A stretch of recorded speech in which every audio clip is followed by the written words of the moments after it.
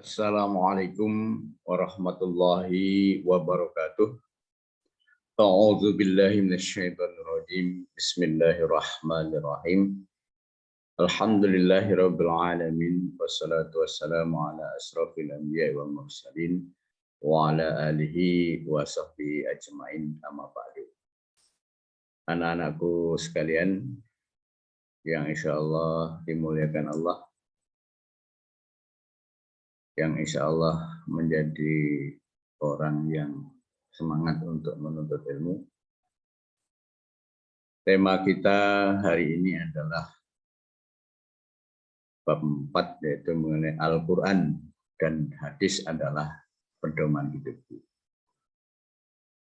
Adapun tujuan pembelajaran ini adalah diharapkan kalian nanti mampu yang pertama meyakini Al-Quran, hadis, dan ijtihad sebagai sumber hukum Islam. Nah, yang kedua, menunjukkan perilaku ikhlas dan taat beribadah sebagai implementasi pemahaman terhadap kedudukan Al-Quran, hadis, dan ijtihad sebagai sumber hukum Islam. Dan yang ketiga, menganalisis kedudukan Al-Quran, hadis, dan ijtihad sebagai sumber hukum Islam. Nah, yang terakhir, yang keempat, mendeskripsikan macam-macam sumber hukum Islam. Nah, itulah 4 tujuan kita. Meyakini, menunjukkan, menganalisis, mendeskripsikan macam-macam sumber hukum Islam. Nah, alur kajian kita, pertama, Al-Quran dan hadis adalah pedoman hidupku. Jadi, Al-Quran dan hadis ini adalah pedoman hidup kita. Artinya, rujukan jalan hidup kita yang kita lakukan itu adalah mengimplementasikan isi Al-Quran dan hadis. Materinya mengenai kedudukan Al-Quran sebagai sumber hukum Islam, kedudukan hadis sebagai sumber hukum Islam, kedudukan ijtihad sebagai sumber hukum Islam.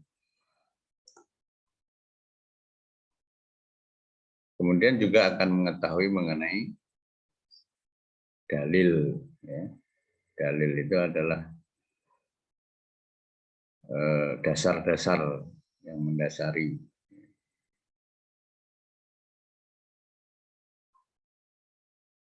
Kemudian selanjutnya adalah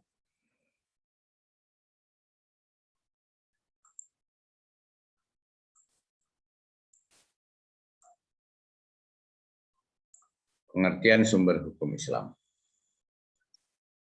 Kita tahu bahwa sumber hukum Islam itu adalah Al-Quran, hadis, dan ijtihad. Sumber hukum Islam itu apa sih? Sumber hukum Islam itu adalah suatu rujukan. Rujukan itu ya referensi bahasa keren. Landasan atau dasar yang utama dalam pengambilan hukum Islam. Dia tidak menjadi pokok ajaran Islam, sehingga segala sesuatu haruslah bersumber atau berpatokan kepadanya. Kemudian ia menjadi pangkal dan tempat kembalinya segala sesuatu. Itu namanya sumber. Dan yang namanya sumber itu ya perlu diolah. Jadi apa yang ada di dalam Al-Quran, apa yang ada dalam hadis, itu adalah perlu pemahaman. Jadi tidak semua orang bisa memahami. Oleh karena itu, sumber hukum Islam itu hanya rujukan, landasan. Jadi ibarat makanan pempek, itu masih dari bahan. Nah, untuk menjadikan dia pempek, dari sagu atau dari gendong, dari ikan, bumbu-bumbu lain itu perlu orang yang ahli. Nah, itulah para mujtahid. Jadi Kita sebagai orang awam hanya mengikuti saja. Nah, kita akan bahas sumber hukum Islam yang pertama, yaitu Al-Quran. Al-Quran ini sebagai sumber hukum yang pertama. Apa sih Al-Quran itu? Dari segi bahasa, Al-Quran berasal dari kata qoro'a yaqro'u, qira'atan, Qur'anan, yang berarti sesuatu yang dibaca atau bacaan. Lalu dari segi istilah, Al-Quran adalah kalamullah, jadi perkataan Allah yang diturunkan pada Nabi Muhammad SAW dalam bahasa Arab, yang sampai kepada kita secara mutawatir. Ditulis dengan mushaf, dimulai dengan surah Al-Fatihah dan diakhiri dengan surah Nas. Membacanya berfungsi sebagai ibadah, sebagai mukjizat Nabi Muhammad SAW, dan sebagai hidayah atau petunjuk bagi umat manusia. Inilah bedanya Al-Quran dengan kitab sebelumnya. Zabur, Taurat, Injil itu petunjuk kelompok-kelompok manusia tertentu. Okay? Bani Israel, baik. Tapi kalau Al-Quran itu untuk seluruh umat manusia. Yahudi, Majusi, Nasrani, dan keturunan Nabi Ibrahim yang lain. Seluruh keturunan Nabi Adam itu semuanya. Nah, jadi Al-Quran itu adalah penyempurna dari kitab-kitab sebelumnya. Dan juga merupakan wahyu Allah yang terakhir. Kemudian dalilnya mana? Al-Quran itu sebagai petunjuk. A'udzubillahi minasyaitonir rajim. Inna hadzal Qur'ana yahdi lillati hiya aqwamu wa yubashshirul mu'minin alladzina ya'maluna sholihati anna lahum ajran kabira. Sesungguhnya Al-Quran ini memberikan petunjuk kepada jalan yang lebih lurus dan memberi kabar gembira kepada orang-orang mukmin yang telah mengerjakan amal soleh bahwa bagi mereka ada pahala yang besar. Ini dalilnya bahwa Al-Quran itu adalah petunjuk. Petunjuk yang lurus. Artinya kalau manusia itu mau mengikuti Al-Quran, itu benar. Bahwa apabila dikaji satu persatu isi kandungan Al-Quran itu, orang akan mengatakan, ternyata isi kandungan Al-Quran itu adalah bagian petunjuk teknis bagi manusia, bagaimana dia hidup di dunia. Ya, bagaimana dia hidup. Karena perjalanan hidup manusia dari semenjak sebelum di dunia sampai sesudah di dunia itu dijelaskan. Jadi Al-Quran itu tahu persis bagaimana asal-usul manusia, bagaimana manusia itu supaya menjadi baik. Karena itu adalah salah satu kasih sayang Allah kepada manusia. Ketika diciptakan terjadi pertentangan antara manusia dengan syaitan, dan syaitan bersumpah akan menyebabkan manusia itu masuk neraka, sebagai kasih sayang Allah, lalu kita dikasihnya petunjuk. Yaitu apa? Al-Quran itu. Kalau Al-Quran itu kita laksanakan, setan tidak bisa apa-apa.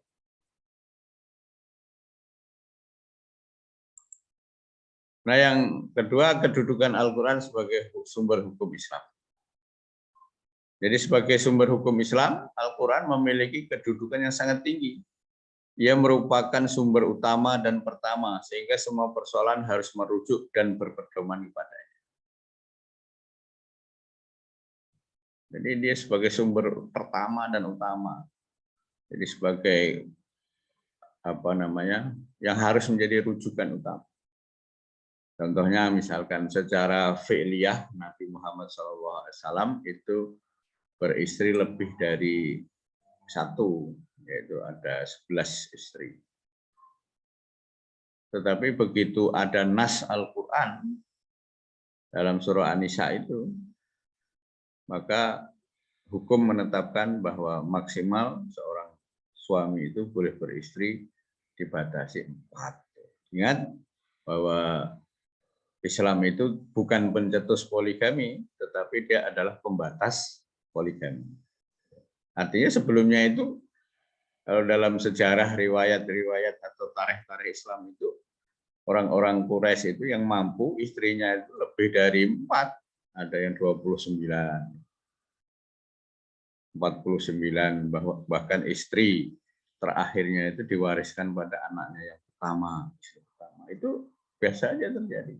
Nah, setelah Islam datang, dibatasi. Jadi Islam itu bukan pencetus poligami, tetapi dia adalah yang membatasi poligami. Lalu dalil Quran bahwa Al-Quran sebagai sumber hukum itu adalah surah An-Nisa ayat 59. A'udzu billahi minasyaitonir rajim. Ya ayyuhalladzina amanu atii'ullaha wa atii'ur rasul wa ulil amri minkum. Fa in tanaza'tum fi syai'in farudduhu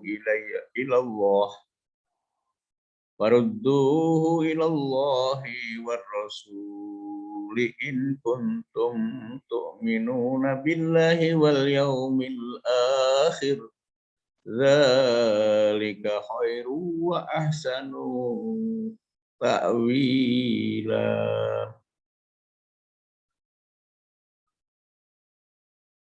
Hai orang-orang yang beriman, taatilah Allah dan taatilah Rasul-Nya dan ulil amri di antara kamu.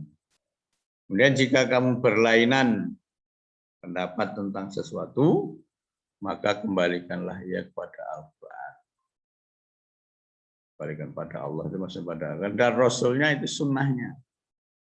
Jika kamu benar-benar beriman kepada Allah dan hari kemudian, yang demikian itu lebih utama bagimu dan lebih baik akibatnya. Ini dalil yang menunjukkan surah An-Nisa ayat 59 adalah bahwa Al-Quran itu adalah sebagai sumber pertama dan utama dalam Islam. Selanjutnya, kedudukan Al-Quran sebagai sumber hukum Islam. Itu di dalam hadis ya, yang diriwayatkan oleh Muslim yang berbunyi amma ba'du ala ayyuhan nas fa innama ana basyaru yusiku ayati rasulu rabbi fa ajiba wa ana tarikun fikum wa ana tariku fikum saqalaini awaluhuma kitabullahi fihil huda wan nuru fakhudhu wa bi kitabillahi wastamsiku bih.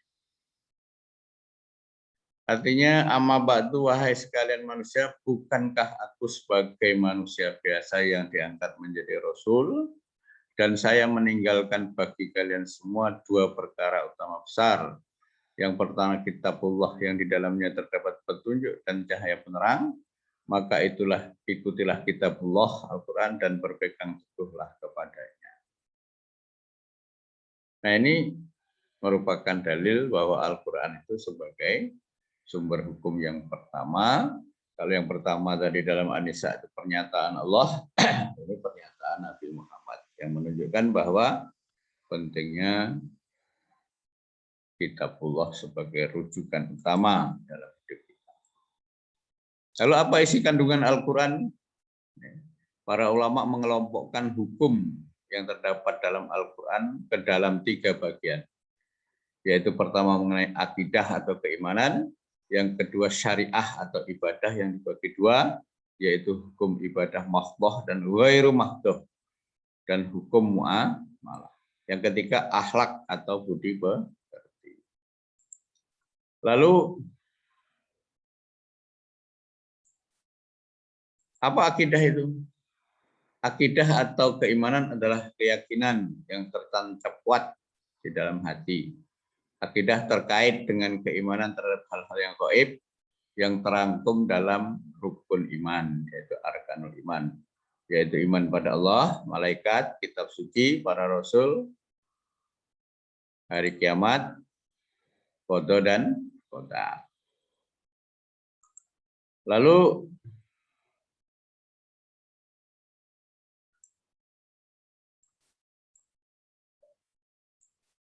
yang kedua yaitu syariah atau ibadah. Jadi hukum ini mengatur tentang tata cara ibadah, baik yang hubungan langsung dengan Allah, Al-Khaliq, yaitu Allah yang disebut ibadah makhluk, maupun yang berhubungan dengan sama makhluknya yang disebut dengan ibadah ghairu makhluk. Nah, ilmu yang mempelajari tata cara ibadah itu dinamakan ilmu fikih. Nah, sekarang apa hukum ibadah? Hukum ini mengatur bagaimana seharusnya melaksanakan ibadah yang sesuai dengan ajaran Islam. Hukum ini mengandung perintah untuk mengerjakan sholat, haji, zakat, puasa, dan lain sebagainya.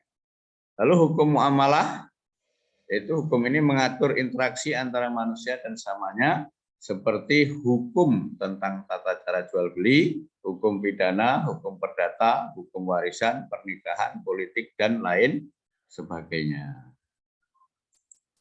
Lalu yang terakhir, kandungan Al-Quran adalah hukum akhlak atau budi pekerti. Selain berisi hukum-hukum tentang akidah dan ibadah, Quran juga berisi hukum-hukum tentang akhlak. Al-Quran menuntun bagaimana seharusnya manusia berakhlak atau berperilaku. Pertama, berakhlak kepada Allah SWT, dua, berakhlak kepada sama manusia, dan yang ketiga, berakhlak terhadap makhluk Allah SWT yang lain. Pendeknya, berakhlak adalah tuntunan dalam hubungan antara manusia dengan Allah, hubungan antara manusia dengan manusia, dan hubungan manusia dengan alam semesta. Hukum ini tercermin dalam konsep perbuatan manusia yang tampak mulai dari gerakan mulut, ucapan, tangan, dan kaki. Jadi itulah ada 3 kandungan Al-Quran, yaitu mengenai akidah, syariah, dan yang ketiga adalah mengenai akhlak. Demikian untuk sesi pertama, nanti kita lanjutkan di sesi yang kedua.